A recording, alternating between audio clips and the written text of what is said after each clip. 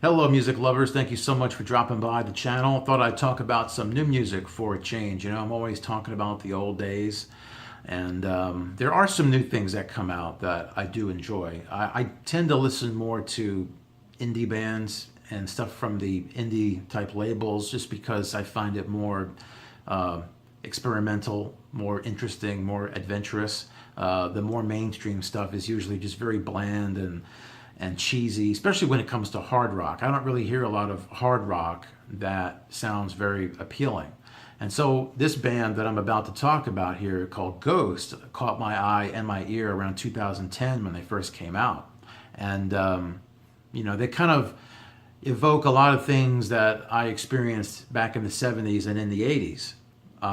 If I told you to go Google Ghost, the band out of Sweden, you would be like, what in the hell is this? I mean, they look like, you know, Satan's clergy. They wear masks. They got the occultic stuff going on. They've even had songs where they sang to Lucifer. But, you know, it's all a bit of an act. You know, it's there to get eyeballs and to get attention. Kind of like Kiss. It kind of reminds me of the mystique and the creativity that went into that kind of band.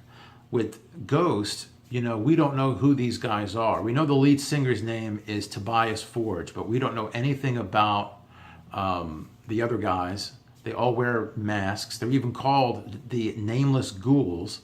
The lead singer will change his identity, wear a different mask, wear a different outfit, and give himself another name.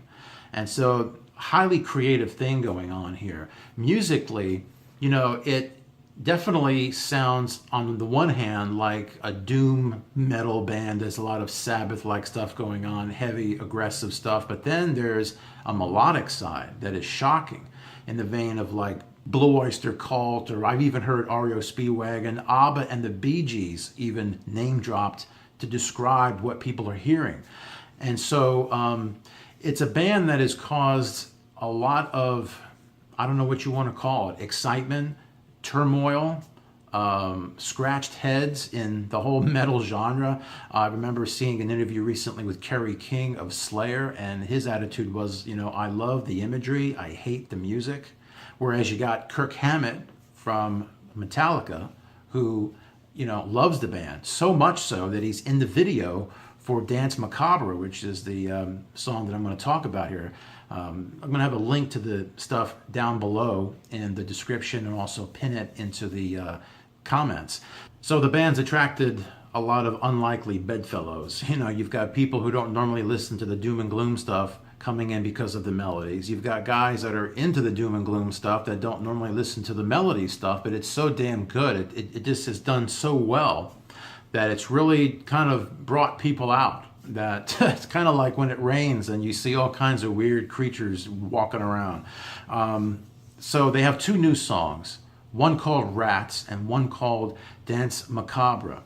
And the song Rats reminds me of like Queensryche meets Blue Oyster Cult or something. It starts off with this real aggressive, kind of lean, you know, heaviness, and then you get these melodies coming in, then there's a chorus, then we get a part where there's layered guitars in the vein of like Queen or Boston or even like Maiden, and then in comes this guitar solo that sounds like it could be Buck Dharma out of BOC. And then the song ends with this Black Sabbath-like heaviness, you know, and so Rats is a really cool song. Then we have the second song called Dance Macabre, which is much more pop-oriented. You know, it sounds like the Scorpions meet the Bee Gees or something. I don't know. It's, you know, it's got this, you know, heavy kind of a stomp, but then it's got these real melodic melodies, and the hook is unbelievable for this song. And then, of course, there's some great solos. There's some great guitar work in the midsection. You know, this is one of these things, it's a 50-50. You're either going to love this stuff or you're going to hate it. You know, so, you know, give it a shot and see what you think. You know, as I had said before, the image does not line up with the sound. You would not think that this band would be coming up with this kind of stuff. And you know, I think that their next album that's coming out on June 1st is going to probably break them through, take them to another level. And then, of course, you've got the whole imagery thing where they can change their masks and they can do whatever they want to do. It's kind of interesting to see what happens next with them. I will review the album when it comes out, probably in another week or so. And I'm curious to see what you think. What do you think about these songs? What do you think about Ghost? You know, have you been a fan since the beginning? And where do you think this is all going? You know, put your comments below. Give this video a thumbs up if you like it, and be sure to subscribe too. And I will talk to you later.